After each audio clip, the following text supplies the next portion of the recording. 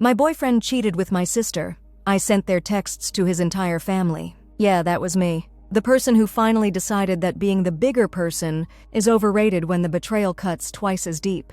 Have you ever felt your entire reality crumble in the span of 3 minutes? That's how long it took me to scroll through those messages. 3 minutes to dismantle 3 years of what I thought was love. It started with a notification. Jake's phone lighting up on the coffee table while he was in the shower. Normally, I'm not the snooping type. I've always figured if you need to check someone's phone, you're already in a relationship you should leave. But there was something about the preview of that message that made my stomach drop. Babe, last night was incredible. Miss you already? The contact name just said B. Just B. My fingers moved before my brain could catch up, the guilt of invading his privacy instantly vaporized by something much colder and sharper. Something primal. I knew his passcode, 736284. His mom's birthday. Ironic that family loyalty was his password when he was about to destroy mine. As the phone unlocked, I heard the shower still running, the bathroom fan humming, background noise to the sound of my heart pounding in my ears. The text thread was right there at the top. I tapped it, and that's when time stretched and compressed all at once. My vision tunneled until all I could see were those blue and gray bubbles, filled with words that sliced through me like glass. I'll spare you the graphic details, but let's just say my sister Brianna has a very creative vocabulary when it comes to describing what she enjoys in bed. And apparently, what she enjoyed most was my boyfriend. My sister. My fucking sister. The person who helped me pick out his birthday gift last month, who sat across from us at family dinners, who hugged me and said, "He's a keeper, sis." After meeting him the first time, the timestamps told a story of their own. 6 months. This had been going on for 6 months.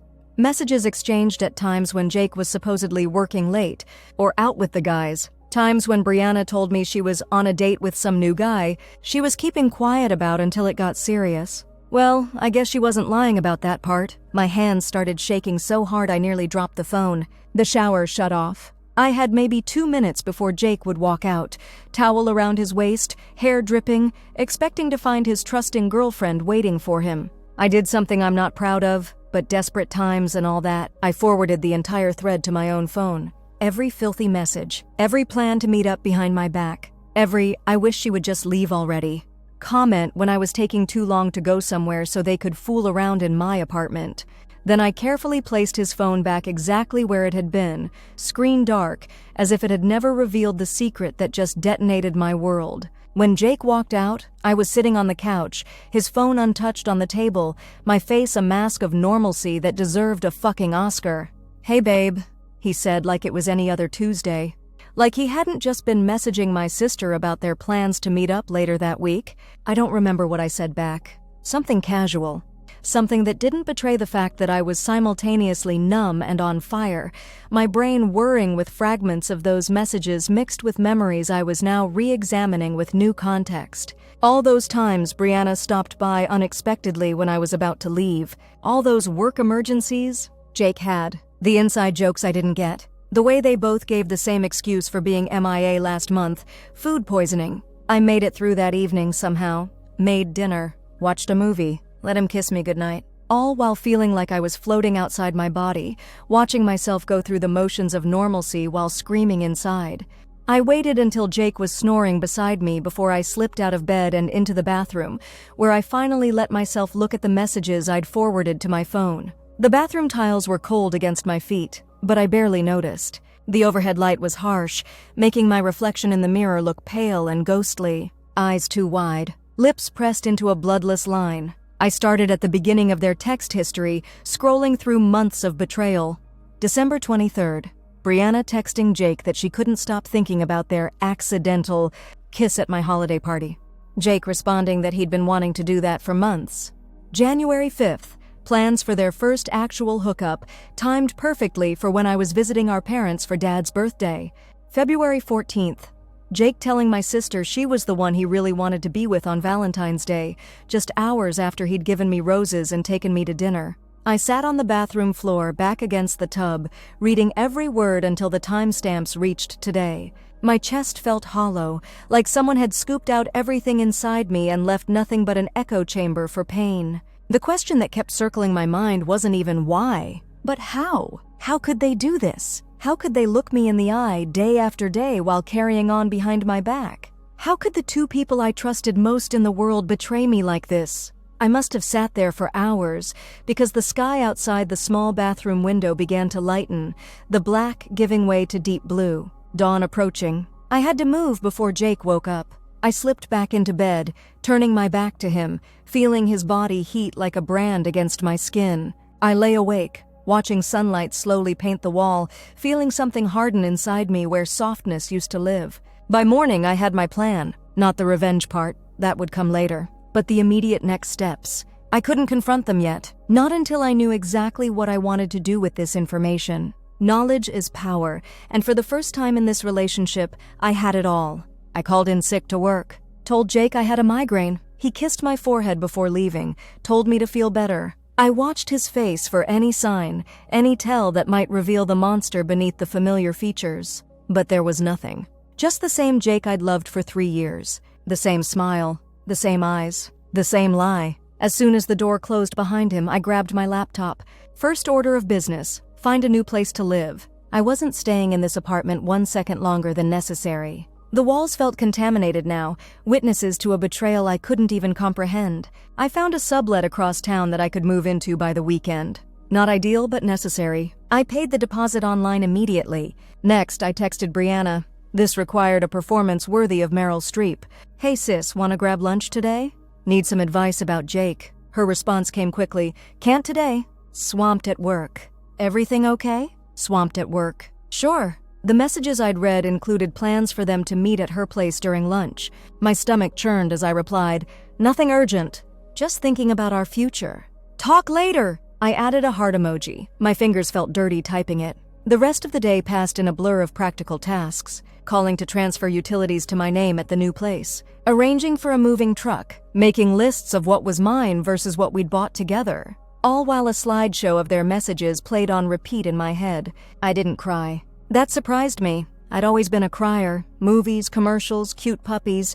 But this betrayal seemed to have desiccated my tear ducts, leaving nothing but dust and anger. By evening, when Jake texted that he was bringing home soup for my migraine, I had secured a new place to live, contacted my job about working remotely for a week, and made a detailed inventory of everything I would take when I left. What I hadn't done was decide on my revenge. That required more thought, more planning. This wasn't going to be a simple burn his clothes moment. No, what Jake and Brianna had done deserved something more. Comprehensive. They had humiliated me in the most intimate way possible. Made me the fool in my own life story. The revenge needed to match the crime. I greeted Jake with a weak smile when he returned. Thanked him for the soup. Asked about his day. All while the phone in my pocket held enough evidence to destroy the facade he was maintaining. The power of that knowledge was intoxicating in a way I'd never experienced before. That night I lay beside him again, listening to him breathe, feeling nothing but a cold, clear certainty that he would regret ever betraying me. Both of them would. I didn't sleep. Instead, I thought about Jake's family. His sweet mother who called me sweetheart and sent me birthday cards with $50 tucked inside. His father who taught me to change a tire last summer.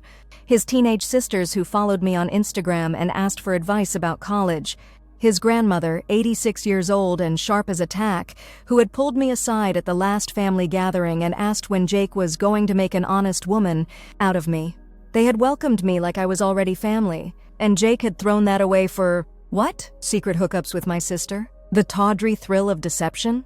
Somewhere around 3 a.m., staring at the ceiling while Jake slept soundly beside me, the plan crystallized. I wouldn't just leave him. I wouldn't just expose him. I would make sure that every single person who mattered to him would see exactly who he really was.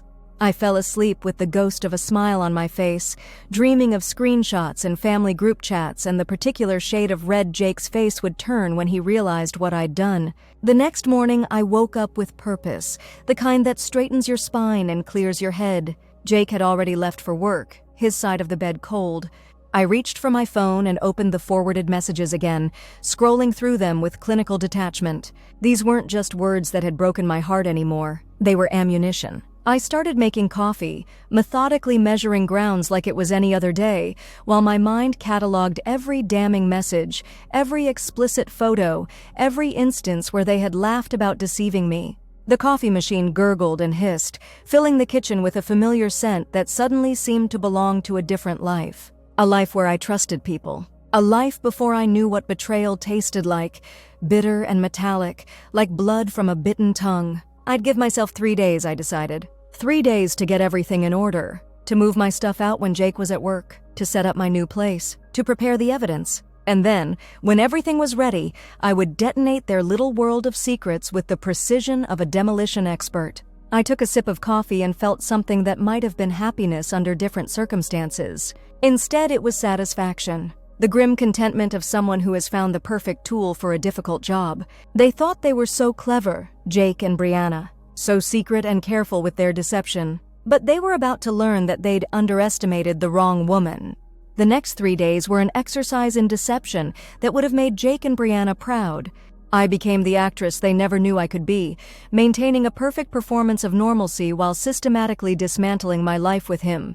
Morning routines continued like clockwork, coffee together before work, brief texts throughout the day, take-out dinner in front of the TV. I laughed at his jokes. I kissed him goodbye. I even had sex with him once, a mechanical encounter that left me feeling hollow but maintained my cover perfectly. All while the screenshots of his betrayal burned a hole in my phone, waiting. The irony wasn't lost on me.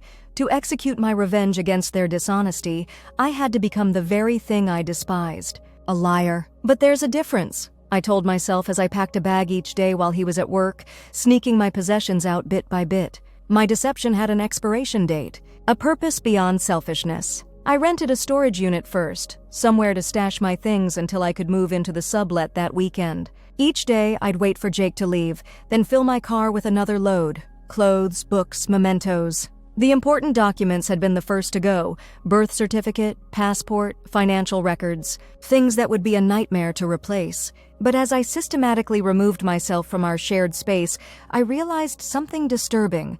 Jake didn't notice. 3 years together, and he couldn't tell that half my wardrobe had disappeared. Didn't register that my favorite books were no longer on the shelf. Didn't question why certain photos were missing from the walls. Either he was completely oblivious to the details of my existence, or he simply didn't care enough to notice their absence. Both possibilities stung in different ways. Brianna texted twice during those 3 days. Once to ask if I still needed that advice about Jake. Once to tell me about a sale at a store we both liked. Each message was a masterclass in audacity. I responded with brief, friendly texts, my fingers cramping from the strain of restraint. Meanwhile, the plan was taking shape.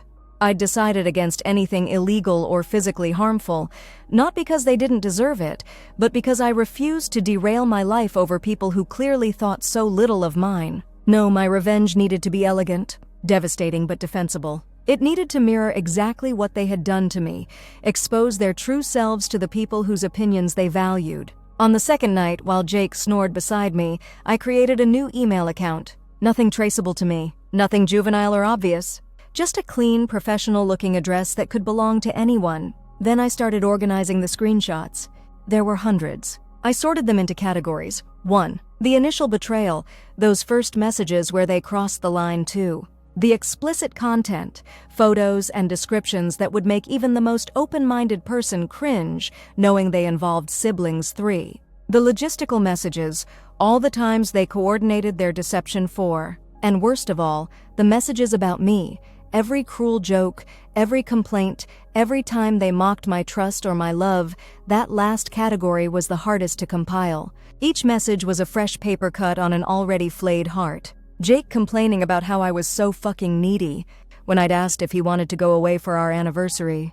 Brianna joking that I was clueless as always when I'd mentioned how nice it was that she and Jake had become such good friends. I read each one, cataloged it, and let it feed the cold fire growing inside me. By the third day, my emotional state had settled into something unexpected. Not the volcanic rage I'd anticipated. Not the devastating heartbreak that had initially overwhelmed me. Instead, I felt a glacial clarity, a detached analytical focus that allowed me to examine my pain like a specimen under glass. I wondered if this was what soldiers felt before battle, this strange calm, this sense of purpose unmarred by doubt. The final piece of the plan clicked into place that afternoon when Jake mentioned his family's annual summer barbecue was coming up next month. "Mom's already asking if you're making your potato salad again," he said, scrolling through his phone while I cooked dinner. She says Dad's been talking about it since last year. I stirred the pasta sauce with steady hands, the domesticity of the moment almost laughable given what I knew. That's sweet of her, I replied, voice normal, unaffected. What Jake didn't know, what he couldn't possibly know, was that I'd already been in touch with his mother. A carefully crafted text sent that morning. Hi Sandra, quick question. Do you still have Jake's cousin's emails? Was thinking of organizing something for his birthday and wanted to include everyone. She'd sent me the entire family contact list within the hour, complete with a string of heart emojis and an offer to help with whatever I was planning. If only she knew. On the morning of the 4th day, I woke before Jake's alarm. Watched him sleep for a moment, searching his face for any sign of the person I thought I'd known. The man I'd planned a future with. The one I'd told my deepest fears and greatest dreams. He looked exactly the same. That was perhaps the most terrifying realization, that someone could betray you so completely without it leaving a mark on them. I slipped out of bed and made coffee, same as always. Kissed him goodbye, same as always. Told him I'd see him tonight, same as always. As soon as his car pulled away from the curb, I called a locksmith.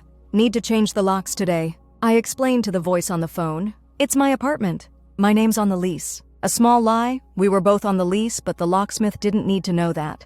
Ex-boyfriend situation, I added, and that was all it took. The universal shorthand for, this might be messy, but it's necessary.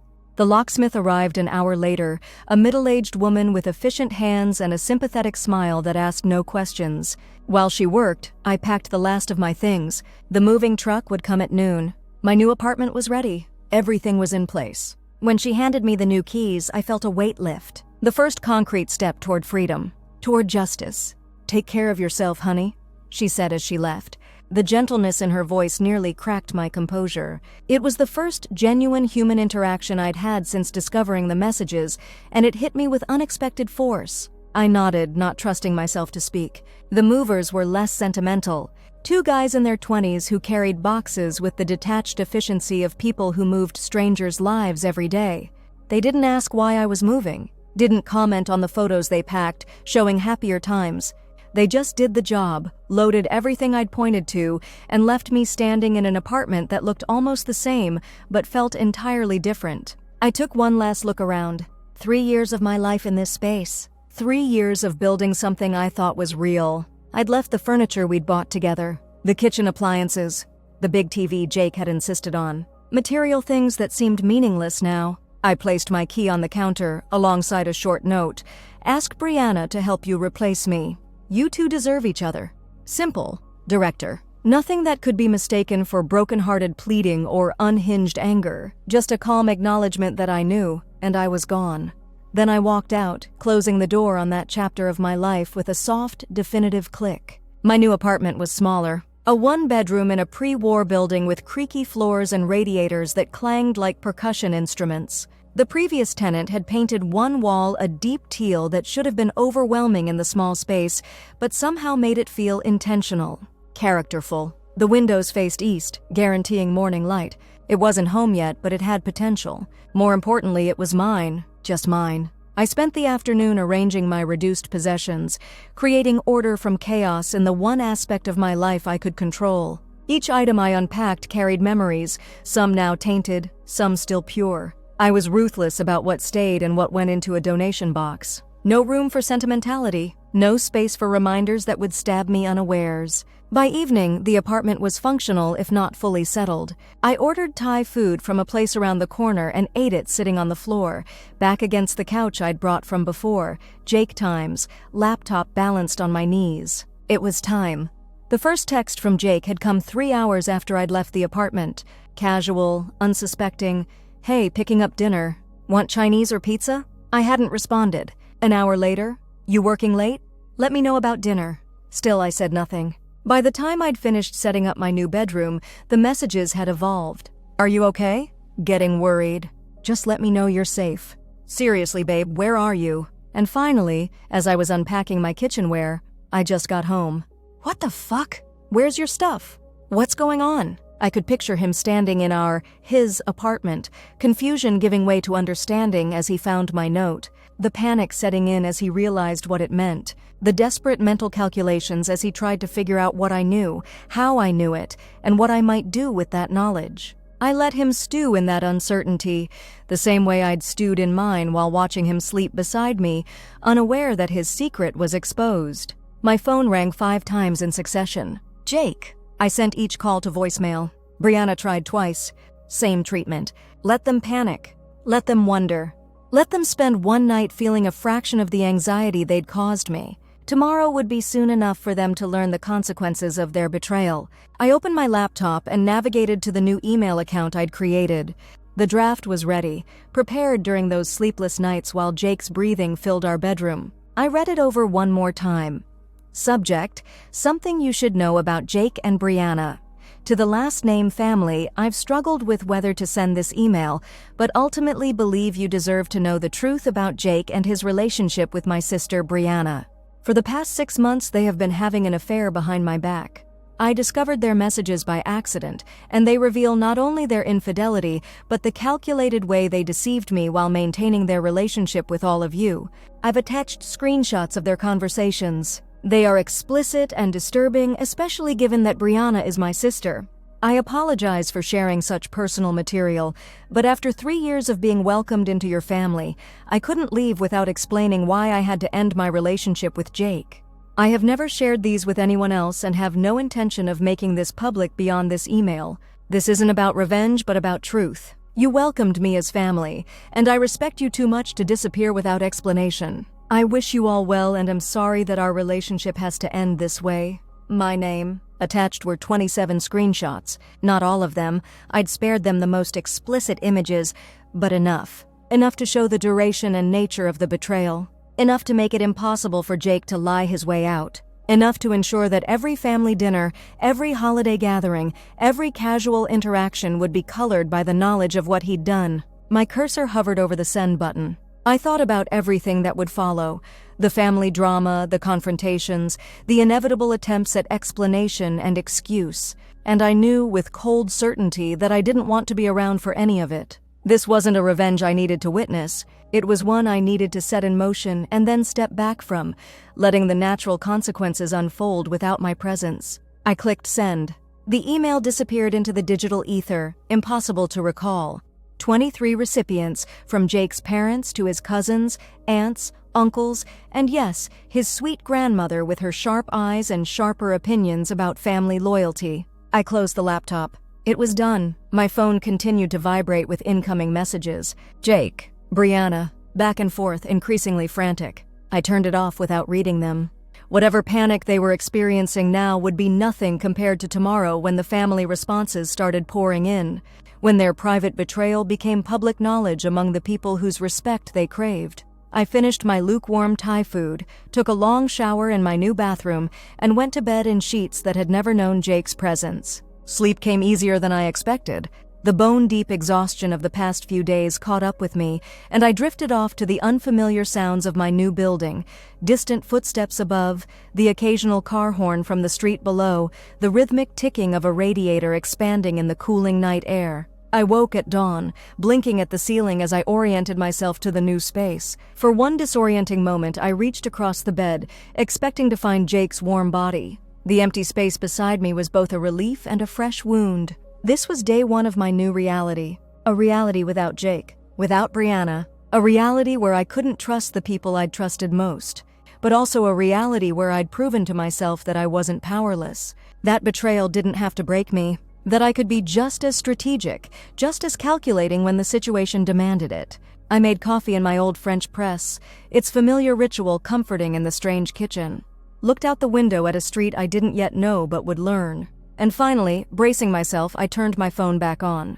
57 missed calls, 32 voicemails, over 100 text messages. I scrolled through them without opening any, watching the progression of Jake's panic through the preview text.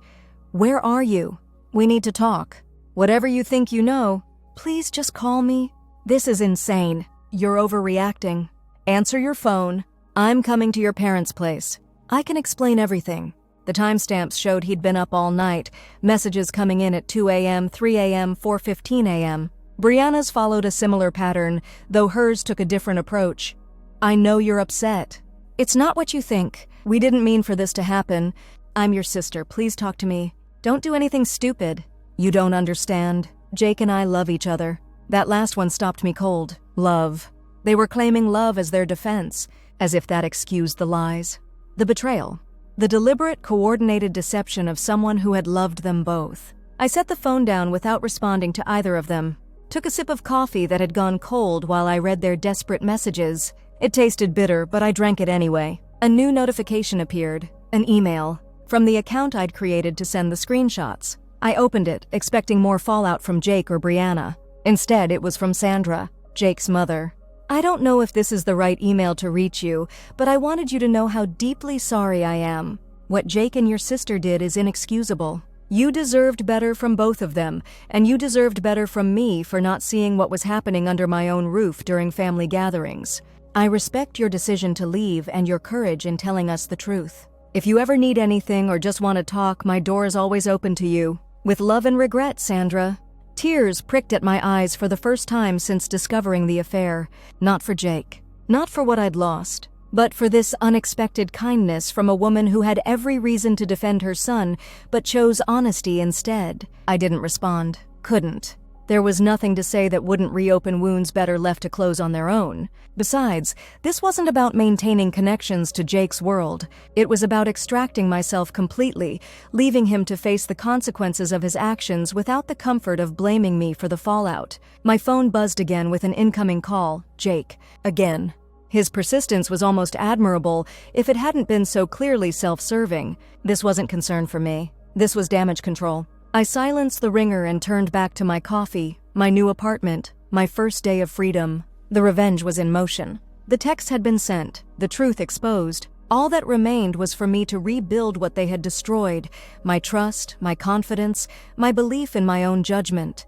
That would be the harder part. But looking around at this space I'd created in less than 24 hours, at this life I was already starting to construct from the ruins of betrayal, I felt something unexpected stir within me. Not happiness, not yet, but possibility. And for now, that was enough. I'd like to say the next few days were all triumphant satisfaction and healing, but that would be a lie. Revenge, even when perfectly executed, doesn't magically fix what's broken inside you. It doesn't erase the memories or fill the void left by people you thought would always be there. What it does is give you something else to focus on while you figure out how to exist in your new reality. The fallout was nuclear. Within 12 hours of sending that email, Jake's entire family had seen the screenshots. I know this because despite blocking both Jake and Brianna's numbers, information still trickled in through unexpected channels. Sandra, still processing her own shock and disappointment, sent another email the next morning. Jake showed up at our house at 5 a.m.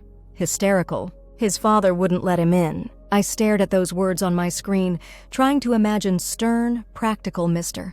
Matthews turning his son away at the door. The mental image brought no joy, just a hollow acknowledgement that actions have consequences, and Jake was finally facing his. My own phone remained blissfully quiet after blocking the main culprits, but my social media lit up like a Christmas tree. Friends sending concerned messages. Acquaintances fishing for gossip disguised as support. My cousin Tara called, her voice tight with awkward tension. So, Brianna's locked herself in her apartment and won't answer anyone's calls, she said, not quite asking the question hovering beneath her words. That sounds like a Brianna problem, I replied, surprising myself with the ice in my voice. Your parents are freaking out. They want to know what's going on. Brianna won't tell them anything except that she made a mistake and you're overreacting. I laughed then, a sharp sound with no humor in it. Overreacting.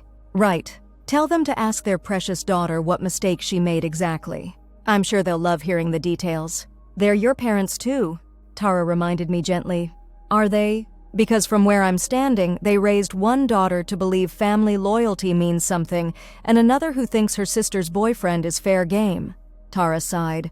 They want to hear your side. My side is in those text messages, I said flatly.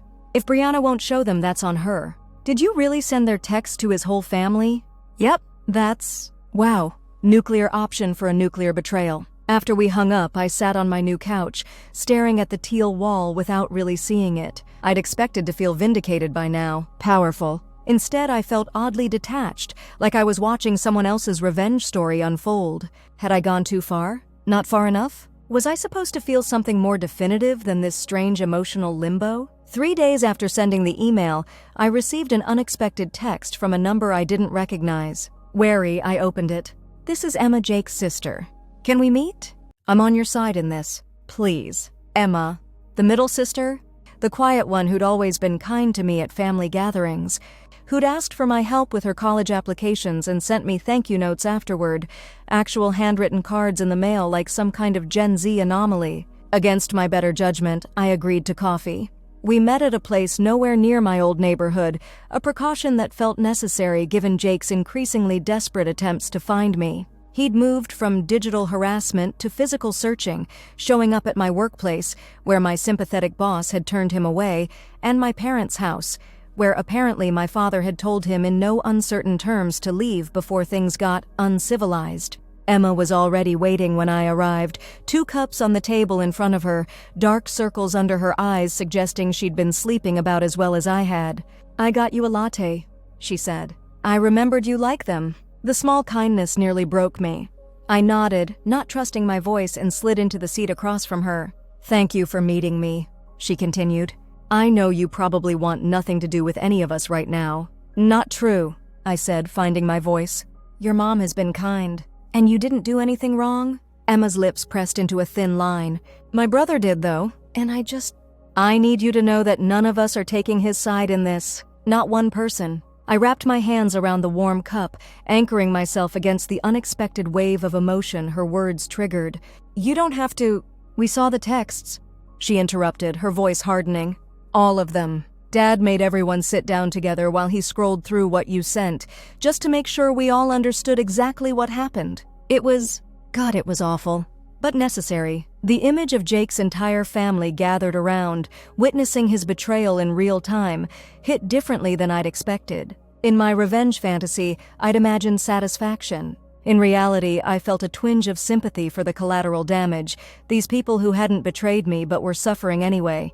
"I'm sorry you all had to see that," I said, meaning it. Emma shook her head fiercely. "Don't apologize. Not to me, not to any of us. Jake's the one who should be sorry, and that sister of yours." She practically spat the word sister, and despite everything, I felt a reflexive urge to defend Brianna, a habit formed over 26 years of being the protective older sibling. I suppressed it. Brianna had forfeited her right to my protection. "Where is he now?" I asked, not entirely sure why I wanted to know. "Staying with our cousin Tyler. The only person willing to take him in, and even Tyler made it clear it's temporary." Emma took a sip of her coffee, her hand trembling slightly. "Mom threw his stuff out on the lawn. I've never seen her so angry. Dad just keeps saying he didn't raise his son to be that kind of man." "And what kind is that?" The question slipped out before I could stop it. "A cheater. A liar." Emma met my eyes directly. "The kind who would betray someone who loved him with her own sister." Mom used the word depraved.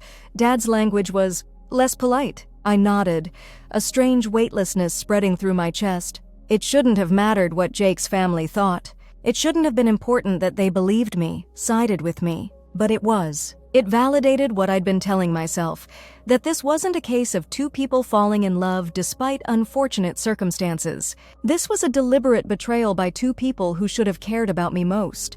"Grandma Ruth asked me to give you this," Emma said, sliding an envelope across the table. "She wrote it herself, but her arthritis is bad, so it took her a while." I stared at the envelope like it might bite. Grandma Ruth, the matriarch, the woman who'd pulled me aside at family gatherings to share gossip and wisdom in equal measure. "You don't have to read it now," Emma added quickly. "Or ever if you don't want to. I just promised I'd deliver it." I nodded and slipped the envelope into my bag, not ready to face whatever it contained. "Thank you. There's something else," Emma said, hesitating.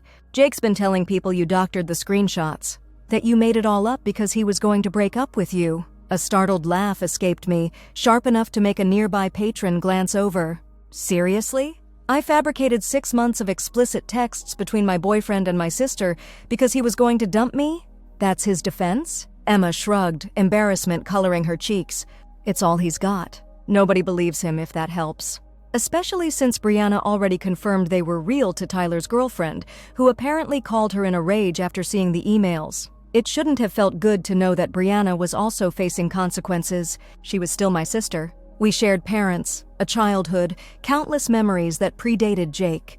But the knot in my chest loosened slightly at the confirmation that she wasn't escaping this unscathed. "I'm not trying to hurt you more by telling you this," Emma continued. "I just thought you should know what he's saying, in case it gets back to you through someone else." "I appreciate that." And I did. The warning gave me time to prepare, to armor myself against this new attack on my credibility. We finished our coffee in a silence that wasn't exactly comfortable but wasn't unbearable either. As we stood to leave, Emma hesitated, then stepped forward and hugged me tightly. "I know we're not sisters anymore, not legally or whatever. But if you ever need anything," she pulled back, her expression earnest. "I was always Team you." "Still am." I blinked back unexpected tears and nodded, not trusting myself to speak. We parted outside the cafe, heading in opposite directions, and I wondered if that was the last time I'd see any member of the family I'd almost joined. The envelope from Grandma Ruth burned a hole in my bag all the way home. I set it on my kitchen counter and stared at it while I ate a sad dinner of reheated pasta, the handwriting on the front shaky but determined, just like Ruth herself. Finally, I opened it, sliding my finger under the flap with surgical precision, as if the wrong move might cause something inside to detonate. The note was brief, written on heavy stationery that smelled faintly of the lavender sachets Ruth kept in her desk. "Dear girl," it began, and something in me crumpled at the familiar address. In my 86 years, I've learned that family isn't always blood, and blood isn't always family. What my grandson did was unforgivable. What your sister did was worse. Neither reflects on you. I've outlived 2 husbands and a fiancé who died in Korea before I could walk down the aisle. Loss shapes us, but it doesn't define us unless we let it. You did right by yourself. Never doubt that. With love and respect, Ruth Matthews. P.S. I've taken you out of my Christmas card list but added you to my will instead. Fair trade, I think. I laughed through tears, the sound echoing in my empty apartment. Trust Ruth to find the perfect note between heartfelt and humorous. I carefully refolded the letter and placed it in my bedside drawer, a talisman against the darker thoughts that tended to creep in at night. A week after sending the emails, I finally returned to the office. My boss had been understanding about my family emergency, allowing me to work remotely while I sorted out my life. But I couldn't hide in my new apartment forever. Walking into the office felt like stepping onto a stage, all eyes turning to assess how I was holding up. News travels fast in a workplace, especially juicy news involving cheating boyfriends and backstabbing sisters. I'd told only my boss and HR the bare-bones version, but the rumor mill had clearly been working overtime. My friend Layla from accounting intercepted me at the coffee machine, her expression a mix of concern and poorly concealed curiosity. "So," she began, drawing out the word until it had about 17 syllables. "You're back." "I'm back," I confirmed, focusing intently on stirring my coffee. "And you're okay?" I considered the question. Was I okay? By what metric? I wasn't crying in bathroom stalls or drunk texting Jake at 2 a.m. I was getting out of bed each day, feeding myself, doing my job. But okay seemed like a stretch. "I'm getting there," I settled on. "One day at a time and all that cliché bullshit." Layla nodded, accepting this non-answer. "Well, if you need anything, happy hour, ice cream binge, alibi for murder, I'm your girl." I smiled, a genuine one that felt foreign on my face. "I'll keep that in mind, though I think my revenge has been thorough enough without adding homicide to the mix." Her eyes widened. "So the rumors are true? You really sent their sex to his entire family?" "Entire extended family," I corrected, feeling a flicker of the vindication I'd been searching for. "Grandma Ruth sends her regards, by the way." Layla's startled laugh drew glances from across the break room. Holy shit. That's simultaneously the most cold-blooded and appropriate revenge I've ever heard. "I prefer proportionate response," I said primly, taking a sip of my coffee. The conversation with Layla broke some invisible barrier. Throughout the day, colleagues stopped by my desk, some with awkward condolences, others with thinly veiled requests for details. I deflected most, but accepted the genuine expressions of support with something approaching grace. By the time I left work, I felt wrung out but oddly lighter. The public acknowledgement of my situation, sanitized though it was for workplace consumption, made it more real somehow. Less like a nightmare I might still wake up from, and more like a chapter I was actively working to close. That lightness evaporated the moment I stepped out of the building and saw Jake leaning against my car. He looked terrible. Unshaven, dark circles under bloodshot eyes, wearing what appeared to be the same clothes from the last time I'd seen him. For one traitorous moment, my heart seized at the sight of him in such obvious distress. Then I remembered the texts, the calculated betrayal, the weeks and months of looking me in the eye while sleeping with my sister behind my back. My heart refortified its walls. "You need to leave," I said, stopping several feet away from him. "Please," he rasped, his voice hoarse as if he'd been screaming or crying. 5 minutes. That's all I'm asking. I have nothing to say to you. Then just listen. He took a step toward me, and I instinctively stepped back. He noticed, pain flashing across his face. "I'm not going to hurt you." "You already did," I replied, the words carved from ice. "Multiple times, in multiple positions, according to those texts." He flinched. I know what I did was unforgivable." "Then why are you here? What's the point of this conversation?" "Because I love you," he said, desperation edging his voice. "What happened with Brianna? It was a mistake. A terrible, awful mistake that I regret every second of every day." A laugh escaped me, hollow and sharp. "A mistake is forgetting to pick up milk on the way home. A mistake is accidentally sending a text to the wrong person. Fucking my sister for 6 months while lying to my face? That's a campaign. A strategy. A choice you made every single day. It wasn't like that," he insisted, running a hand through his unwashed hair. "It just happened. Things don't just happen, Jake. Especially not repeatedly. You made choices. Brianna made choices. And now you're both facing the consequences of those choices. By ruining my life?" His voice rose, a hint of the anger I'd been expecting finally breaking through the remorseful facade.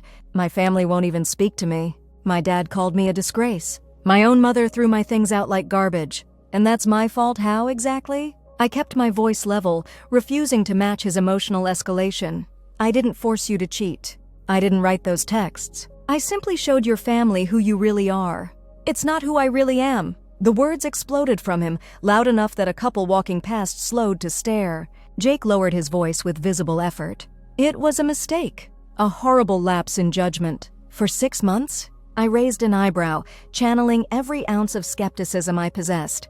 "That's one hell of a lapse." "I was going to end it," he insisted.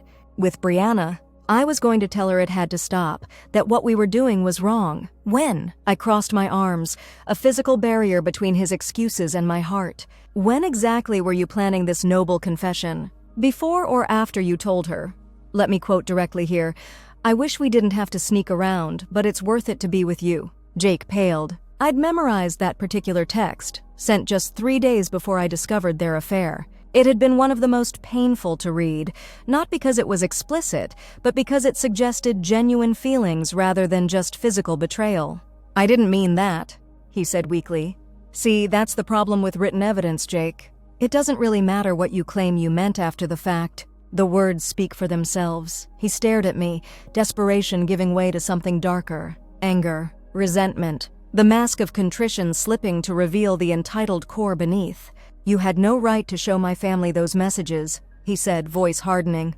"That was private." "Private like our relationship? The one you shared all the intimate details of with my sister?" I stepped closer, riding a wave of righteous fury that burned away my earlier caution. "Private like the plans we made for our future while you were making plans to meet her behind my back? Don't talk to me about privacy when you violated every bit of trust I gave you." "So this is just revenge?" He spat the word like poison. "You're getting back at me by destroying everything I care about?" "No, Jake. This is consequences. This is what happens when you betray someone who trusted you completely. And from where I'm standing, your family has every right to know exactly who they're supporting. They didn't need to see those messages. You could have just told them we were breaking up." I laughed, genuinely amused by his naivete. "And let you control the narrative? Let you paint me as the crazy ex who couldn't handle a breakup?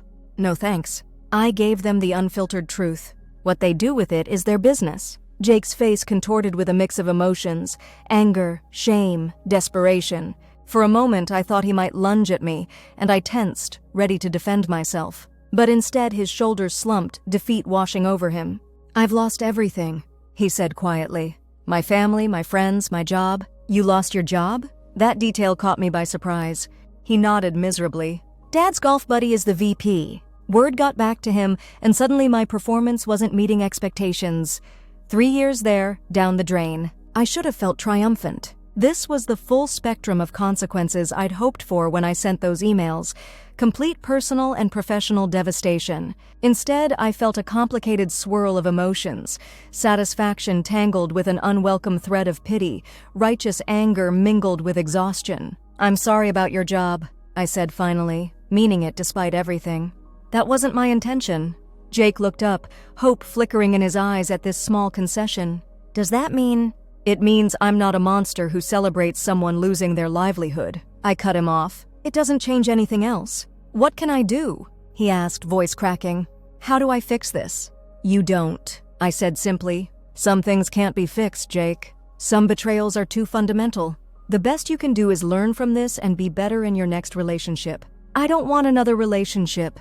I want you." He reached for my hand, but I stepped back, maintaining the distance between us. "Well, that's the thing about consequences," I said, my voice gentle but firm. "What you want doesn't matter anymore." I walked around him to my car, half expecting him to grab me, to continue pleading, but he remained frozen in place, watching as I unlocked my door and slid inside. Through the window, I saw his lips move, forming words I couldn't hear and didn't need to. I started the engine and drove away, leaving Jake standing alone in the parking lot, a fitting visual metaphor for his new reality. As I merged onto the highway, heading back to my new apartment, I realized something surprising. I felt nothing watching him in my rearview mirror. Not satisfaction, not vindication, not even anger anymore. Just nothing. An empty space where powerful emotions had once lived. I wondered if that was progress or just another kind of numbness. That night, I received one final text from an unknown number. "I know what you did. Sending those private messages was cruel and unnecessary. Jake is devastated. I hope you're happy with yourself. Brianna." I stared at my sister's message, trying to summon the rage that had fueled me these past weeks. Instead, I felt a bone-deep weariness. The audacity of her judgment after what she'd done was so absurd, it circled back around to being almost funny. I saved the number under former sister and typed a response. "Cruel and unnecessary? Like sleeping with my boyfriend for 6 months? Like laughing about me behind my back? Like planning your hookups around my schedule? That kind of cruel and unnecessary?" My thumb hovered over the send button. There was more I could say. So much more. About betrayal and sisterhood and the irreparable damage she'd done to our family. About the way I'd lost not just a boyfriend but a sister in one devastating blow. But what was the point? No text I could send would make her understand the depth of her betrayal or feel the pain she'd caused me. Some people aren't capable of that kind of empathy, and Brianna had proven herself to be one of them. I deleted the draft and blocked her number instead. No response was its own kind of power. The revenge was complete. The screenshots were sent. The truth exposed. The consequences delivered. It hadn't healed me, not completely. But it had given me something almost as valuable. The knowledge that I could survive this. That betrayal didn't define me. That I was capable of protecting myself when others proved unworthy of my trust. As I set my phone aside and turned off the light, I realized I'd been asking myself the wrong question all along. It wasn't about whether the revenge made me feel better. It was about whether I could live with myself afterward. And for the first time since discovering those messages, I thought maybe I could. 3 months later, I was sitting across from my therapist. Yeah, I finally got one. When she asked me a question that stopped me cold. "Do you regret it? Sending those screenshots to his family?" I stared out her office window, watching fall leaves spiral down to the sidewalk. I'd been seeing Dr. Chen for 8 weeks, unpacking the wreckage of betrayal piece by jagged piece. She never judged my revenge plot, just asked questions that made me examine my own motivations with uncomfortable clarity. "No," I said finally, and yes. She waited, familiar enough with my process to know I was organizing my thoughts. "I don't regret exposing the truth. I don't regret protecting myself from whatever narrative they would have spun." I traced the pattern on her couch absently. "But sometimes I wish I could have healed without hurting anyone else. Even them." She nodded. "That's growth. Recognizing the complexity of your own feelings about it. Growth." The word followed me out of her office and into the crisp October afternoon. Was it growth to acknowledge the messiness of revenge? To realize that even justified actions leave marks on the person who takes them? I walked to my new favorite coffee shop, the one near my new apartment, where nobody knew me as the girl whose boyfriend cheated with her sister. The barista greeted me by name, already starting my usual order. These small moments of normalcy had become anchors in my rebuilding process, proof that life continues, that new routines can form in the shell of a shattered existence. My phone buzzed with a text from Layla. "Team drinks tonight? We're celebrating Peterson's retirement. Open bar?" I smiled and replied with a thumbs-up emoji. Somewhere along the way, I'd started saying yes to things again. Small things at first. Coffee with a colleague, a movie by myself, a walk in the park when the weather was nice. Then bigger ones. Dinner parties, weekend trips with friends, a dating app downloaded but not yet opened. Each yes felt like reclaiming a piece of myself that betrayal had tried to steal. I was halfway through my latte when my phone rang with my mother's name on the screen. Our relationship had been strained since the implosion with Brianna, my parents caught in an impossible position between daughters. I'd kept them at arm's length, unwilling to hear pleas for forgiveness on my sister's behalf or pressure to repair what couldn't be fixed. "Hey, Mom," I answered, bracing myself. "Hi, sweetheart." Her voice sounded tired. "How are you doing?" "I'm okay. Better." It wasn't a lie exactly. "How's Dad?" "Good. Busy with the boat renovation." She paused. "Brianna's moving to Seattle." I absorbed this information, searching for the wave of emotion I expected to feel. Anger? Relief? Sadness? Instead, I felt a strange, hollow neutrality. "That's far," I said finally. "Job opportunity. Tech company." Another pause. "She wanted me to tell you. Thought you might not want to hear it directly from her. At least my sister had learned that much. Thanks for letting me know." "She's still your sister," Mom said, the words careful but weighted with hope. "Someday, maybe." I cut her off gently. "Mom, I'm not ready for that conversation." "I know. She sighed. "I miss having both my girls at Sunday dinner. I miss the way things were." "So do I." The simple admission cost me nothing, I realized. But they can't be that way again. At least not for a very long time. After we hung up, I sat with the news about Brianna. Seattle. About as far as she could get without leaving the continental U.S. Running away or starting fresh? Did it matter? The geographical distance would simply match the emotional one that already existed between us. My own life had taken unexpected turns since the email, as I'd come to think of it. The job I'd been merely tolerating became a place of unexpected support.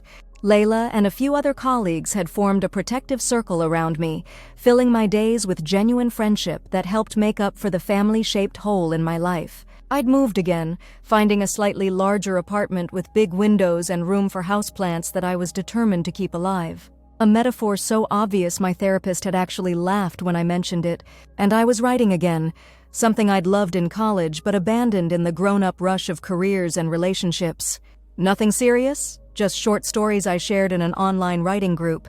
Fiction where I controlled the narrative, where betrayal could be transformed into strength and endings could be whatever I needed them to be. As for Jake, occasional updates still reached me through the connected web of mutual acquaintances we once shared.